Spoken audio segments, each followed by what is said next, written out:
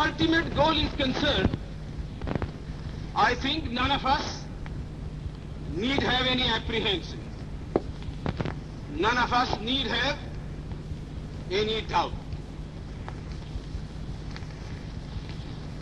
But my fear, which I must express clearly, is this. Our difficulty, as I said, is not about the ultimate future. Our difficulty is how to make the heterogeneous mass that we have today take a decision in common and march in a cooperative way on that road which is bound to lead us to unity. Our difficulty is not with regard to the ultimate. Our difficulty is with regard to the beginning. Mr. Chairman, therefore, I should have thought that in order to make a start, in order to induce every party, every section in this country, it would be the act of greatest statesmanship for the majority party even to make a concession to the prejudices of people who are not prepared to march together. And it is for that that I propose to make this appeal. Let us leave aside slogans. Let us leave aside words which frighten people. Let us even make concession to the prejudices of our opponents. Bring them in so that they may willingly join with us on marching upon that road, which, as I said, if we walk long enough, must necessarily lead us to unity. And if I, therefore, from this place, support Dr. Jaikar's amendment, it is because I want all of us to realize that whether we are right or wrong, whether the position that we take is consonance with our legal rights, whether that accords with the statement of May 16th or December 16th, leave all that aside. This is too big a question to be reduced to the position of mere legality. It is not a legal question. I say leave aside all these considerations and make some attempt whereby those who are not prepared to come will come. Let us make it possible for them to come. That is my appeal. In the course of the debate that took place, there were two questions which were raised, and which struck me so well that I took the trouble of taking them down on a note paper. The one question was, it was asked, I think, by my friend, the Prime Minister of Bihar, who spoke yesterday in this assembly. He said, how can this resolution prevent the League from coming into the Constituent Assembly?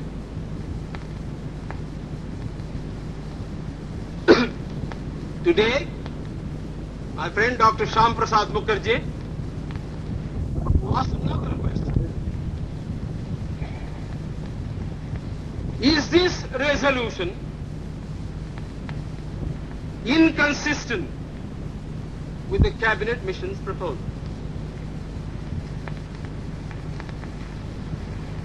Now, sir, I think they were very important questions. And they I think, ought to be answered. And answered categorically. I do maintain that this resolution, whether it is intended to bring about the result or not, whether it is the result of cold calculation, or whether it is a mere matter of accident, is bound to have the result of keeping the Muslim League out. And I'll substantiate what I say. Sir, I invite your attention to paragraph 3 in the resolution, which I think is very significant and very important. Paragraph 3 envisages the future constitution of India. I do not know what is the intention of the mover of the resolution, but I take it that it is a sort of, after this resolution is passed, it will act as a sort of a directive to the Constituent Assembly to frame the Constitution in terms of paragraph 3 of the resolution. What does paragraph 3 speak of? Paragraph 3 says that in this country there shall be two different sets of polity. One at the bottom, the autonomous provinces or the state, or such other areas as care to join a united India. These autonomous units will have full powers. They will have also residuary powers.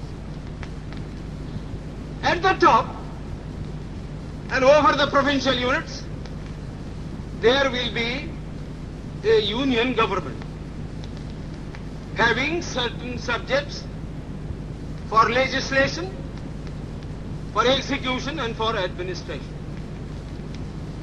So as I read this part of the resolution, I do not find any reference to the idea of grouping an intermediary structure between the union on the one hand and the provinces on the other.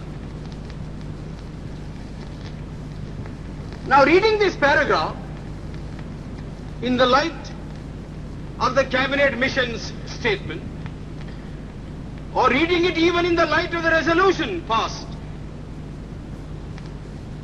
having said that we do not want a strong center, and having accepted that there must be or should be an intermediate polity, a sub-federation between the union government and the provinces, I like to know why there is no reference in paragraph 3 to the idea of grouping. I quite understand that the Congress party, the Muslim League and His Majesty's government is not ad idem on the interpretation of that particular idea about grouping. But I always thought, and I will be prepared to stand corrected if it's shown that I am wrong, that at least it was agreed by the Congress party that if the provinces who are to be within the different groups consent to form a union or a sub-federation, the Congress would have no objection to that proposal. I believe I am correct in interpreting the mind of the Congress party. So the question that I ask is this: why did not the mover of this resolution make reference to the idea of having a union of the provinces or a group of provinces on the terms on which he and his party was prepared to accept? Why is the idea of union completely effaced from this resolution? I find no answer.